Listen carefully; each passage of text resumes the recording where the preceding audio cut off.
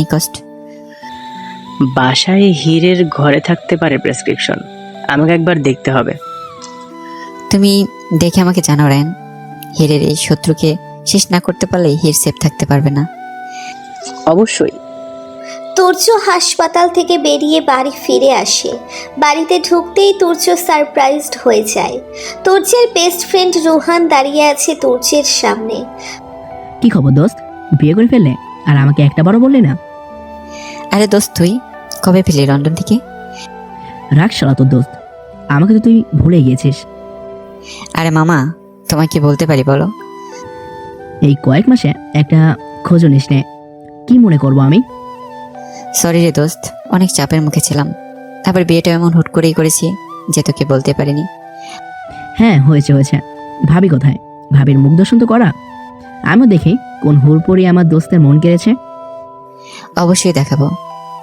তুর্য একজন সার্ভেন্টকে পাঠালো হীরকে ডেকে আনতে। হীর বিয়ের পর প্রথম আজকে লাল রঙের শাড়ি পরেছে। পাতলা লাল একটা শাড়ি পরেছে, সাথে মনের মাধুরী মিশিয়ে সেজেছে। যদিও সাজটা তুর্যের জন্য তুলে রাখা, আর হীর জানেও না নিচে কে এসেছে।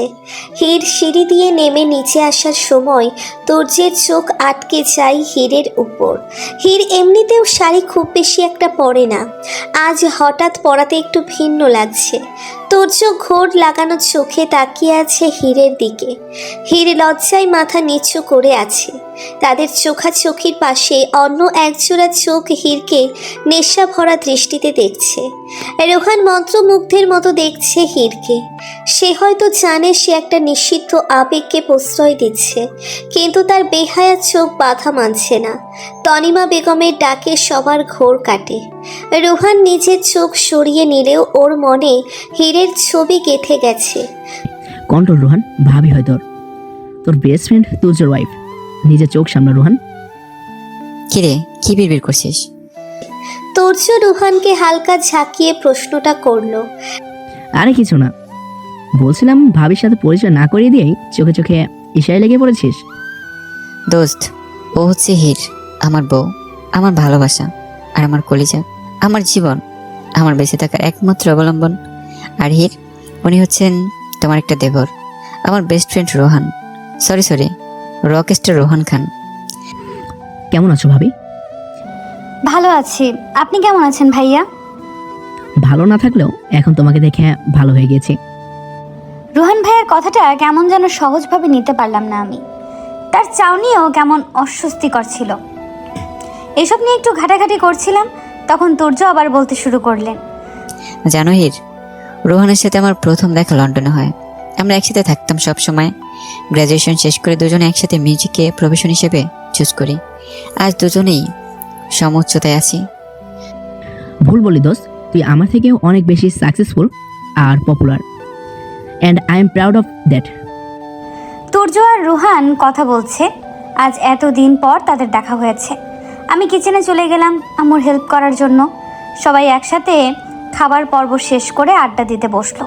আমি আর তুর্য একসাথে বসে আছি, আর তুর্য এক হাত দিয়ে আমার হাত চেপে ধরে আছে। কি মুশকিল, বাসা সবাই দেখছে আর মুখ টিপে টিপে হাসছে। আমি তো লজ্জায় মাটির সাথে মিশে যেতে ইচ্ছে করছে, কিন্তু তুর্য বেশ আরামেই আছে মনে হচ্ছে। রোহানের দৃষ্টি কেন যেন আমার ভালো মনে হচ্ছে না, এমনভাবে আমার দিকে তাকিয়ে আছে যে আমার অস্বস্তি হচ্ছে। সবার জন্য চা আনার বাহানা দিয়ে সেখান থেকে উঠে পড়লাম। যদিও রোহান তুর্যর বেস্ট ফ্রেন্ড, তার সম্পর্কে এসব ভাবা আমার উচিত না, কিন্তু আমার ষষ্ঠ ইন্দ্রিয় আমাকে জানান দিচ্ছে খারাপ কিছু হতে চলেছে। আমার কি তুর্যকে জানানো উচিত রোহান ভাইয়ার কথা? তুর্য আবার আমাকে ভুল বুঝবেন না তো? রাতে রোহানকে তুর্যের পাশের রুমটাতে থাকতে দেওয়া হয়, যেই রুমের ব্যালকনি থেকে তুর্যের রুমের ব্যালকনি সব দেখা যায়। হীর ব্যালকনিতে দাঁড়িয়ে রোহানের ওভাবে তাকিয়ে থাকার কথা চিন্তা করছে। আকাশে মেঘ করেছে, দমকা হাওয়ায় হীরের চুলগুলো এলোমেলোভাবে উড়ছে।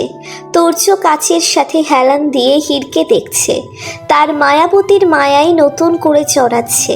পাশের রুমের ব্যালকনিতে দাঁড়িয়ে আছে রোহান, তার দৃষ্টি বরাবরের মতো হীরের উপর। না জানি কি মাদকতা আছে হীরের মধ্যে, যা বারবার রুহানকে এক নিষিদ্ধ আবেগের দিকে টানছে। নিজের চোখকে থামাতে পারছে না সে।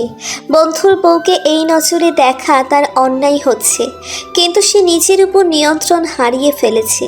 যে করেই হোক একবারের জন্যে হলেও হীরকে সে পেতে চায়।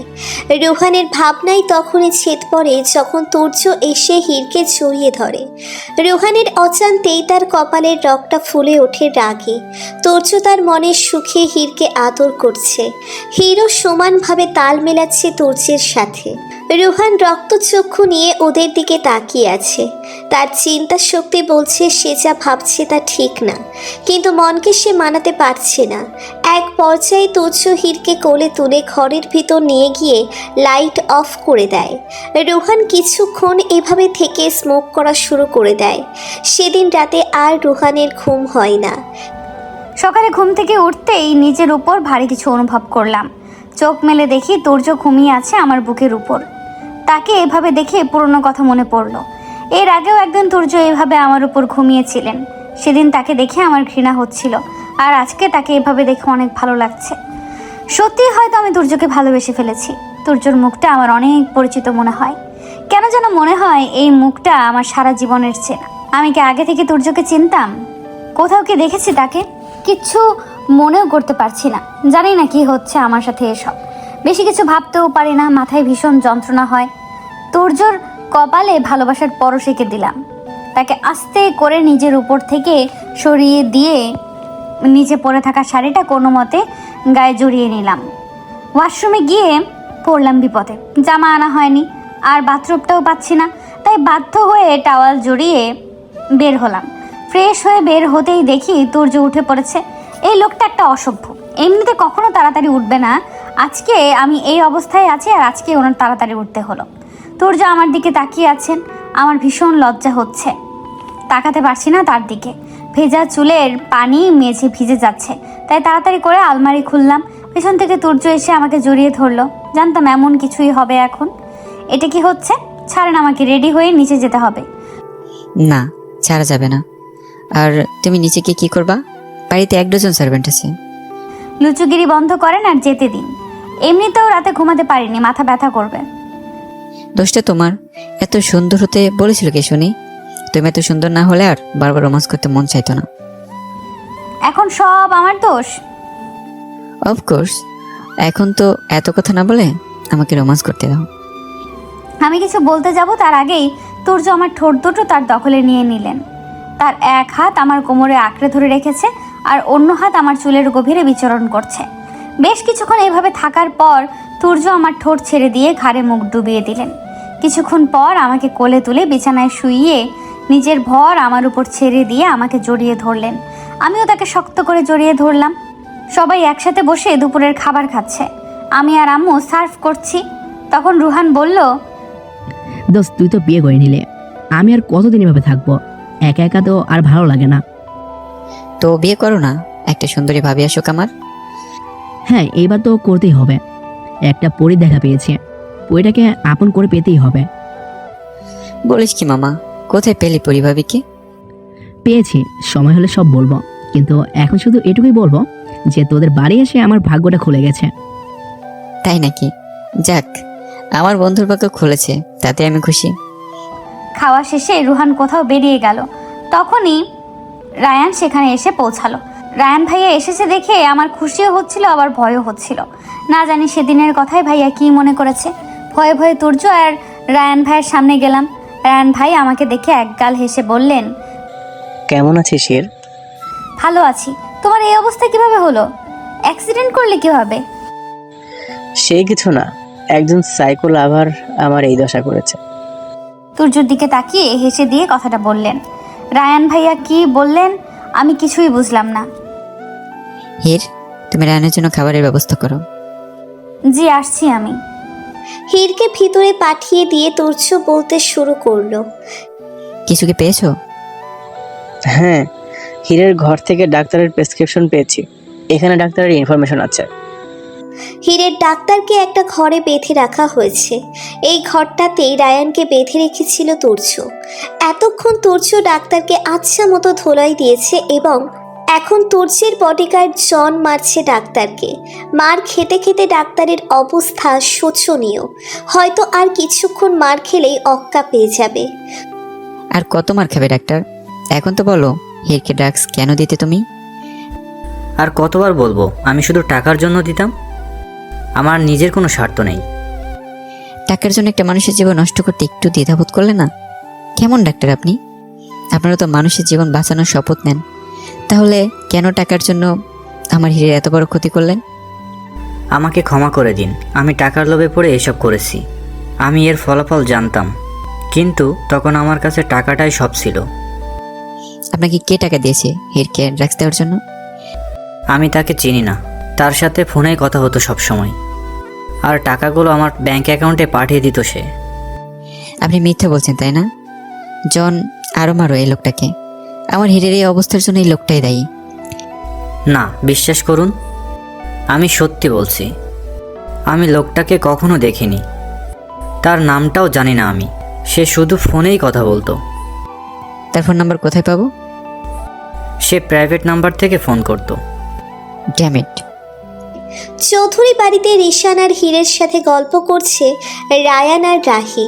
রায়ানের এই অবস্থা কিভাবে হলো সেটা এখনও হীরের জানা হয়নি, তাই ঘুরিয়ে পেঁচিয়ে বারবার জিজ্ঞেস করছে আর রায়ান তাকে চুপ করাচ্ছে।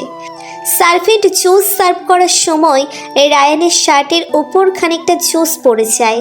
সেটা পরিষ্কার করতে রায়ান ওয়াশরুমের দিকে আগায়। তখনই তাপসী কলেজ থেকে ফিরে হুড়মুড়িয়ে ভিতরে ঢুকছিল। রায়ানের সাথে ধাক্কা খেয়ে তাপসী নিচে পড়ে গিয়ে কোমরে ব্যথা পায়। আই এম সো সরি পিচ্চি, আর ইউ ওকে? পিচ্চি মানে কি? আমাকে কি পিচ্চি মনে হচ্ছে? না মানে আসলে আমি দুঃখিত, মাফ করবেন আপু। আপু? এই, আমি তোমার কোথাকার বোন? কি মুশকিল। আচ্ছা আমি সরি বলছি আপু, পিচ্চি দাদি নানি কিছুই বলবো না। রায়ান তাসফিকে আর কিছু বলার সুযোগ না দিয়ে সেখান থেকে চলে গেল। তাসফি আর রায়ানের সামনাসামনি কখনো দেখা না হওয়াতে তারা একে অপরকে চিনে না। তাসফি কিছুক্ষণ রায়ানের দিকে তাকিয়ে থেকে তার ঘরে চলে যায়। এদিকে তুর্য হন্যে হয়ে সেই মাস্টার মাইন্ডকে খুঁজছে। প্রাইভেট নাম্বার হওয়াতে ফোন নাম্বারের খোঁজ পাওয়া যায়নি। একটা আশার আলো খুঁজে পেয়েছিল তুর্য, কিন্তু সেই আলো বেশিক্ষণ রইল না। চারিদিক অন্ধকার মনে হচ্ছে তুর্যের কাছে। যতক্ষণ না ওই লোকটাকে খুঁজে পাচ্ছে ততক্ষণ হীর সেফ না। অনেক চেষ্টা করে ব্যাংক ডিটেলসের মাধ্যমে কালপ্রিটটাকে খুঁজে বের করার আশ্বাস পেয়েছে তুর্য, কিন্তু সেটাতেও সময় লাগবে। এতদিন তুর্যকে আরও সাবধান থাকতে হবে। হীরকে আরও চোখে চোখ